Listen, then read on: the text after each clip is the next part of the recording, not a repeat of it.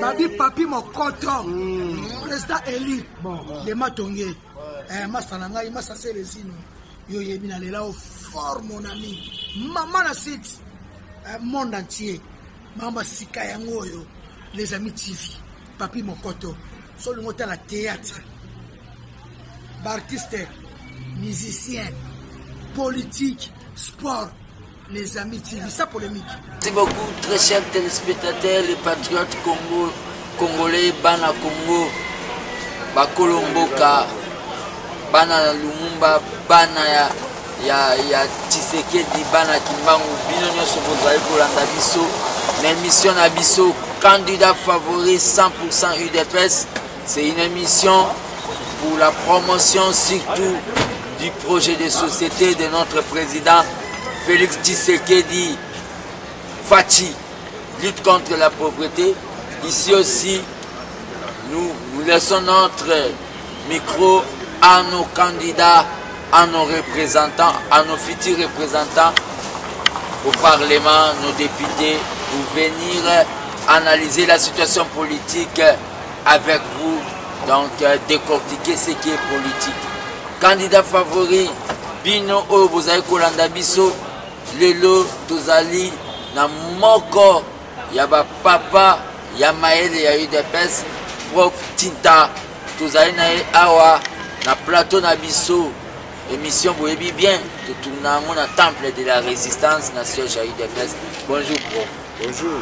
Pona baoyo bazolanda yo koki ko se présenter yo moko pour basimila mo bien. Kombo nangai Tita Bashiba Yantute. Je suis professeur d'économie à l'Université pédagogique nationale où j'enseigne depuis plus de 19 ans, bientôt 20 ans. Donc, Nazali Moko, il y a la candidat dans l'élection provinciale pour la circonscription et à limité. Ouais. Bana limité, autrement dit, Bana Liban, ou Boza Libanda, IDPS et placé un professeur. Dans cette émission, candidat favori, beaucoup découvrir que UDPS est une élite belée, est une tête belée.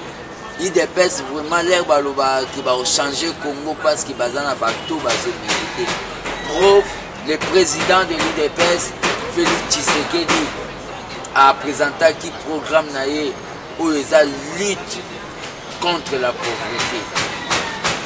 Tant qu'économiste, et l'okonini beaucoup même pour nous tombola et l'oko babengi bajetamine ekufa bamiba ekufa biloko tout ekufa kingabwa bapia bino UDPS mingi bayoka bino état des droits plan na bino économie ya lutte contre la pauvreté et kozalani ya solo na programme politique ya président Félix Tshilombo Tshisekedi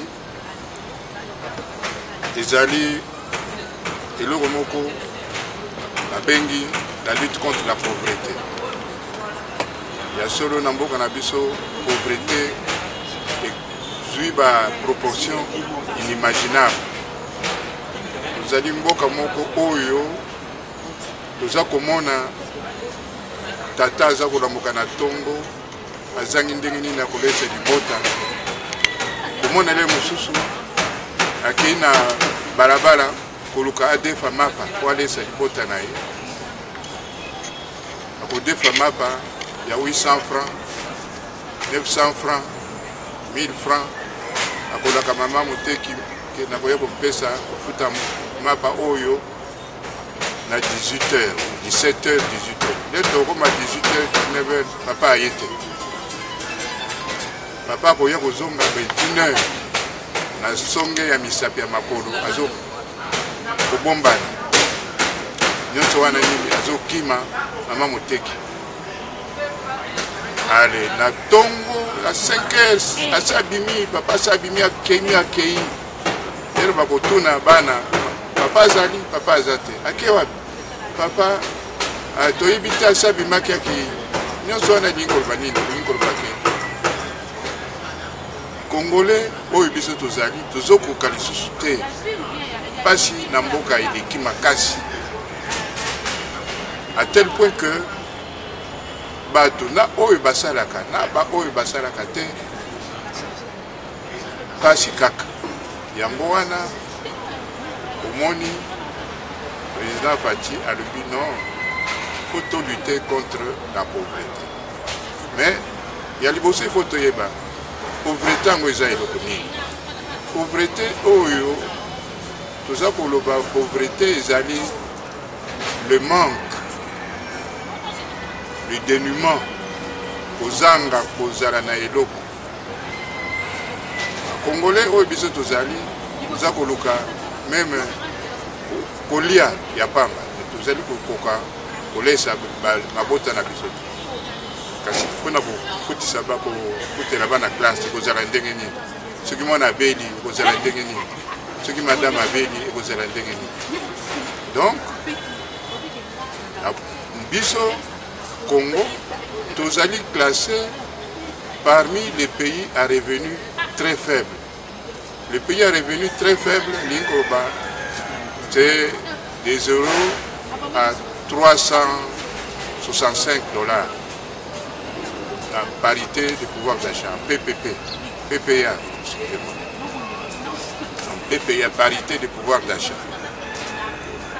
Ce n'est pas dollar, vous avez PPA, parité de pouvoir d'achat. La deuxième catégorie, c'est des pays OYO, bazozoa, revenus par tête OYO de 300 jusqu'à 665 par là. Ce sont des revenus, des pays à revenus intermédiaires. Alors, la troisième catégorie, c'est des pays qui reçoivent des revenus par tête d'habitants de plus de 660 jusqu'au-delà. Donc, Bisso, Tozali, classé parmi les pays très pauvres, à revenus faibles. Alors, l'autre catégorie, Oyo, Basara, qu'on a koyeba, pays Oyo, pauvres, ils allaient calculer l'indice Oyo,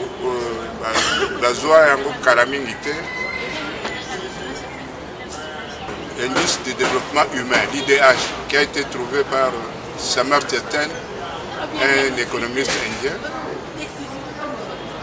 On prend l'alphabétisation, les scolarisations, la santé, donc l'espérance de vie, et puis les revenus. Donc on calcule. On a les revenus, l'indice, on les a calculés de 0 à 1. Nous sommes toujours un pays qui a un indice très faible. Nous avons 4,65 par là. Donc nous sommes toujours un pays pauvre. Yambwana, Isengeli, Tosala Makasi, Pona, Kolongola, Mboka Nabiso, na pauvreté wana. Ndenge président Félix asalaki asengi na programme politique oyo azali koyekende nango mpona maponami oyo. Donc mais ndenge nini tokolongola yango kolongola pauvreté wana mpona kolongola pauvreté wana isengeli misala esalema travail misala esalema isengeli entreprise esala misala isengeli mpe l'État akoka co-investir.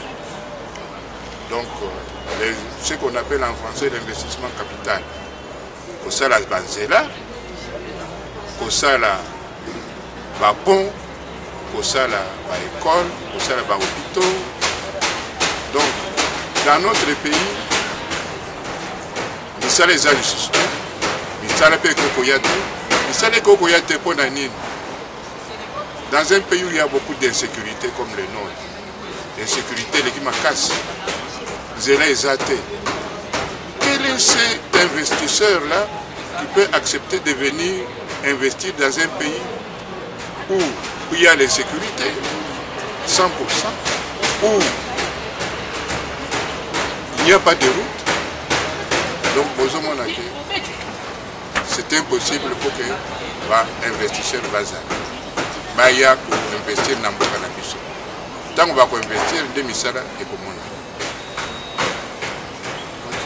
Alors, Yangoana, Sengi, un programme wana, de Sengi, à Congolais, va comprendre le Camboyo, va élire le président Félix Tshisekedi, na le Bongawana, parce qu'il a présenté le programme Oyo, ils ont dit ce qui a commis wana, Tokoki, Kombongisa, Misala Ekota,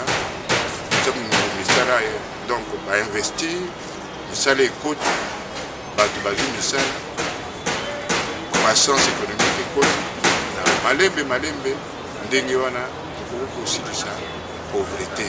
Na Malembe, Ndengewana, aussi sa pauvreté, Balandi émission à son candidat favori, le Lotozana Obabeni, Moto Amaele, prophète Tita, Yé Azali, candidat député à UDPS, na commune à Limité. Yom Tozo Landabiso, donc l'élève vraiment, les années Titozo soit court, Yaoba Beni lutte contre la pauvreté. Yom to comprena na obitumba UDPS occasion yango. Yopozo Landa, Bandekono ba comprena bitumba UDPS. Tindela bango émission, pour ba comprendre que UDPS et bundaka te pona koyina mutu et bundaka ndepo mabe vraiment ezali na Congo pauvreté et l'équipe degré et passe et bouki et passoli na thermomètre. Donc ceux qui battent la pauvreté à RDC battent thermomètre dans l'IPK thermomètre et pasuka donc et pasuki tous on a profit candidat député provincial il y a eu des pèses. Qu'est-ce que vous allez apporter et là on y beaucoup pour quand même limiter dans la ville à Kinshasa pour quand même où va bien la ville la plus sale du monde ici. Merci mingi ndeko national tout ça pour le vaquer na mboka na biso ngana zili na ville oyo bandakala les Rwanda bazo ko bengango kin label Kinshasa saki bako bengango lisusu poto moindo zaki ville kitoko tozo tambola tozo sepela mboka na biso zaki kitoko Kinshasa mobimba oyo moni ndenge ba fikine bandi ndenge batoki ba quartier nyonso oyo to moni ndenge za le fikine comme ba stand lelo comme ba stand comme ba bar salité baza ko bebisa kuna nyonso to nyonso ebeba tout est à refaire en mboka na biso on le dit la salité est à partout la salité est à partout parce que bakonzi oyo bazaki kokamba mboka surtout na mboka Kinshasa basali mosala na yango te lero mbongo ezobima bango bazozwa yango bakende kosakana nango badepensaka badetournaka yango pour résoudre le problème de la salubrité ya ville ya Kinshasa. Ce n'est pas difficile, ce n'est pas du tout difficile parce que on perçoit des taxes. La taxe wana tokoki kosala misala oya kolongola ba sanité ba ordures ménagères, soit on fait des décharges contrôlées, décharges des ordures contrôlées, ou bien toloki on a kosala une usine d'incinération des ordures ménagères, ce qui est faisable.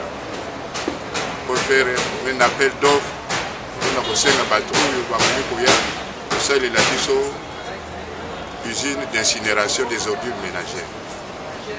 Et puis, l'usine wana il faut essayer la mosala.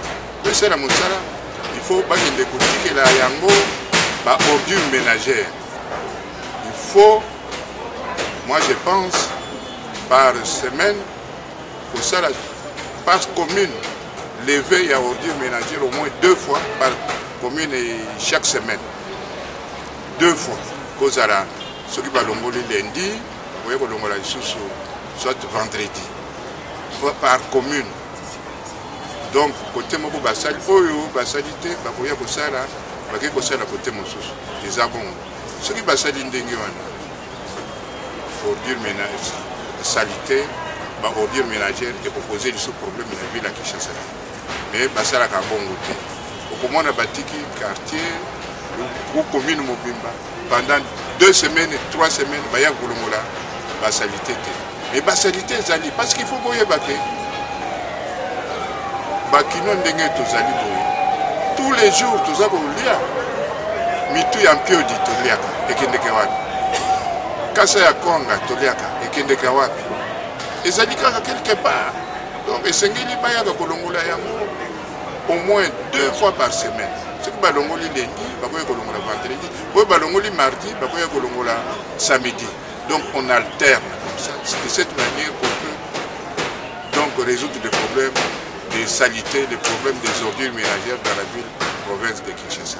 Oui, de cette manière, prof, mais prof, na phénomène lelo et comment vous m'a net combattant na bisomo junior Kasongo à les États-Unis, à Koutani wana bakomuna balongoli ketche na couloir balongoli ketche babotoli na ba téléphone siko to le babuma pour la délinquance juvénile wana solution ni yo tant que député provincial ya ville à Kinshasa pour baande kimika baokoka donc solution ni yo okosala combat ne kozani na l'Assemblée provinciale na likambo uti koloba ndeko toyebi que dans toutes les grandes villes du monde, même à Paris, moi j'ai vécu en France 24 ans, que ce soit à Bruxelles ou à Londres, il y a toujours phénomène pour la délinquance juvénile. Donc, Essengeli que l'autorité municipale, l'autorité Azwa Makambo et Namaboko pour assurer la sécurité des habitants et la ville, il y a Bakino. Ça c'est un. Mais il faut toyer les sous-souké. Pour la nini, bana oyo, bazo sala. Si toyer bi, dès que la solution il y a bien. À tout mingi bazo sala, vous comprendre que pour nous na mingi zota, oh, bana wana bazo sala, bazangi mbongo. Il se retrouve à 19 ans, 20 ans, 21 ans. Donc, je suis place où il y a un apprentissage. Il y a la menuiserie, la mécanique générale, l'électricité, la camboana, ici, il y a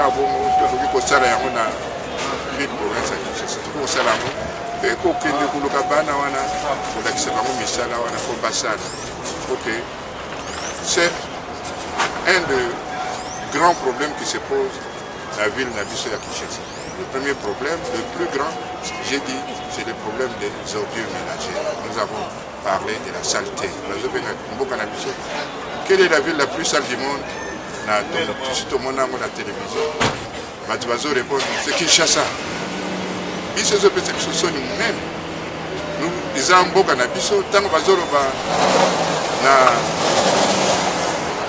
France 2, que nous sommes la ville la plus sale du monde, alors que Bakimbuta, Bazawana, Basala, la Mamorien, Mbula, Nambula, Mbula, Nambula, Bazo Salaria, Biso Tuzorba, non, Biso Tokoyako Bongisa.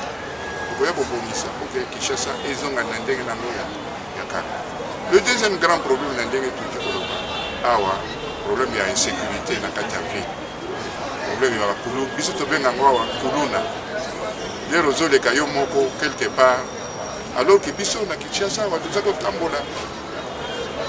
Tant que va attaquer, Ngai na Longwa, Nazako kotambola mingi na oti kitambo na makolo à 1h 2h du matin seul ti nazotambola nazoya kokoma yolo sud mutu moko akoatake ngai te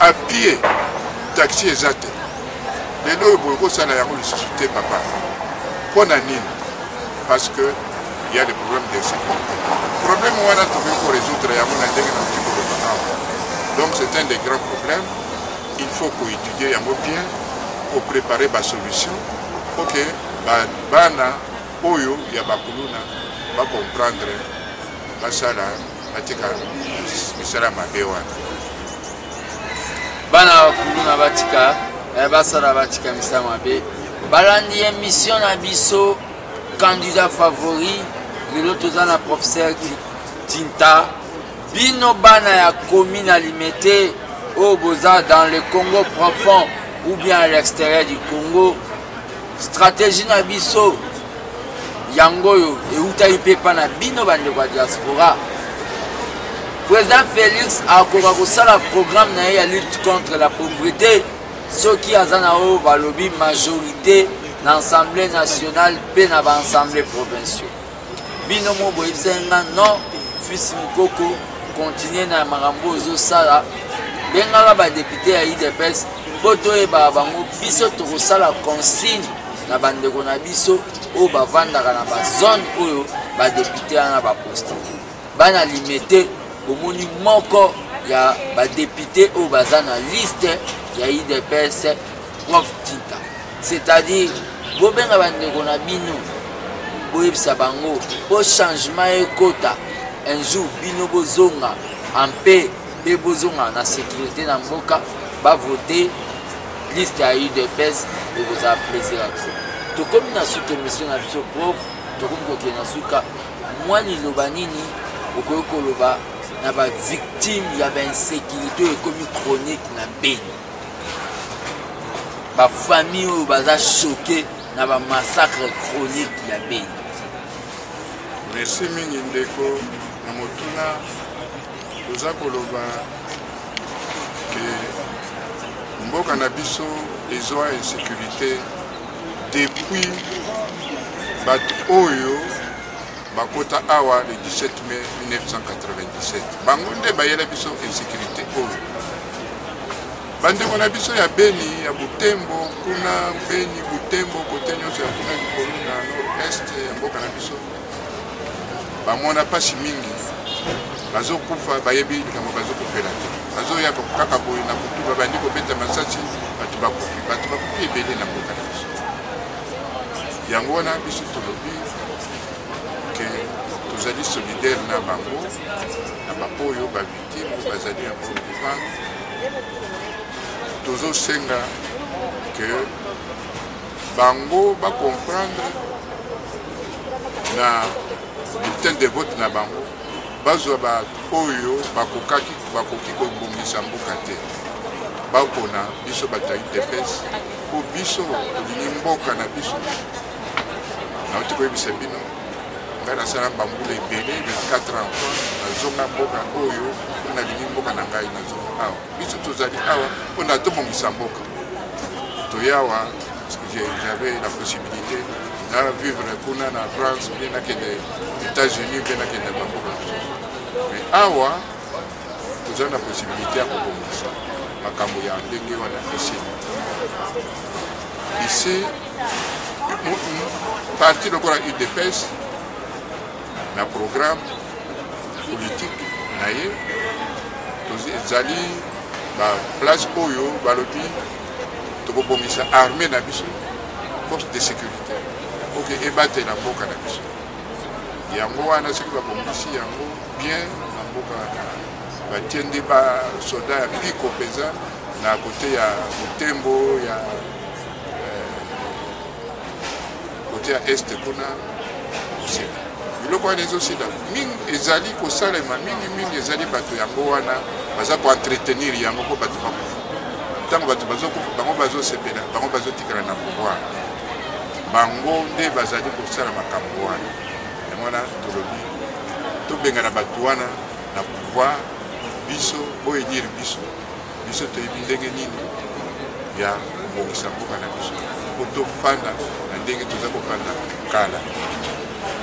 Merci beaucoup balandi émission na biso candidat favori na asi bosepeli. C'est un professeur de l'économie. Biso tout aux ba notion vraiment makambo etali éducation makambo nyonso ezanase.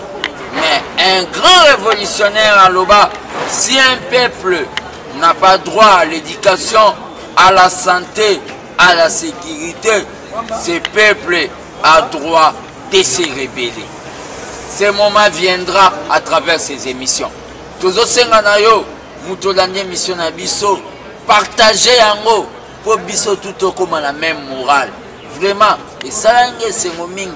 L'air na moni combattant moi benga na isiro, pe mususa benga na Botswana, ezese.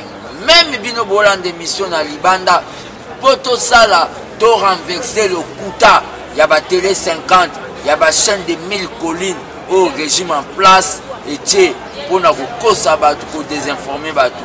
Tinde la main bande konao au baza awa na Congo bémission poto comme même morale. Le peuple gagne toujours. Le peuple a toujours gagné. Tout le monde a une balasima. Ciao. Bien. Papi mon côté, président Eli, il y a pas d'amatonné. Banamatonné, moi, sauf un amatonné, tu es bien, sauf un amatonné. Ce qu'on y a bien. Ce qu'on a moi, l'amatonné, solo. Oui, papi mon côté. Bisous tout. Total à rien.